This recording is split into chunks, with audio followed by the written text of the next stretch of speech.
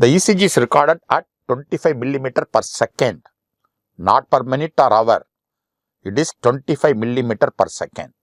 So these are the two things you must always look at before you interpret an electrocardiogram.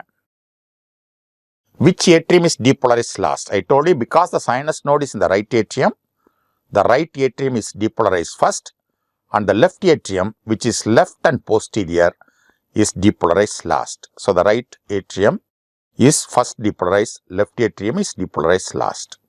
So you can remember L and L. Left is depolarized last.